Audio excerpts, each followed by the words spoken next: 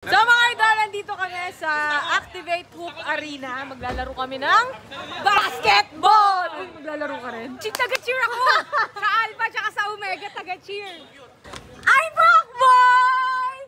Brockboy! Halika rito!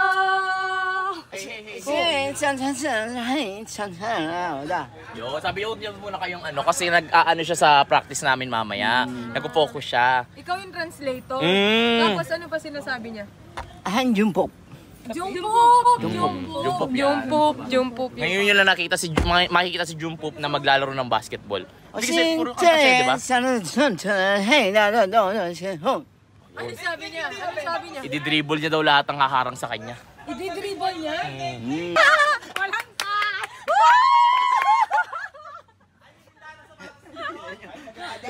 Pala ako, hindi nyo man lang pinaalala. Walang cut! Ay, kat yan. Ay,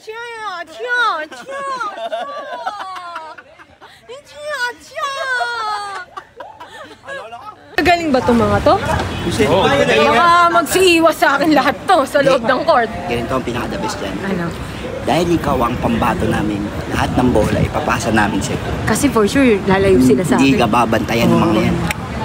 So meron na tayong ano, game plan na yun. Game plan na tayo. Ito ang game plan ha. Sa'yo ang bola, ikaw ang titira. Depensa lang kami. Oh, sige. Sa akin ang rebound. Sa'yo ang... Si Rendon, di makatalon yun. Ikaw ang rebound? Hindi ba tayo ano dun? Argabyado dun? Hindi, makita mo naman height ko. Oh. Ah, medyo matangkad nga, no? Di ba?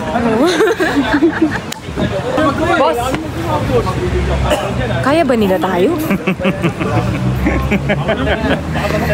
Baka boss, pagpasok ng court, magsilayuan sa akin yan lahat. Wala yan, ano ba? Ang lalaki pa dito. Ang lalaki pa naman ng mga katawan, no?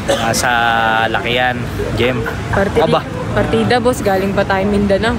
Kahit medyo pagod tayo, Jem. Wala yan, basic yan sa atin. Tatambakan niya yan, mamaya. Mga ilang gusto mo, boss? 30, pwede na. Minimum. 30. Your wish is our command.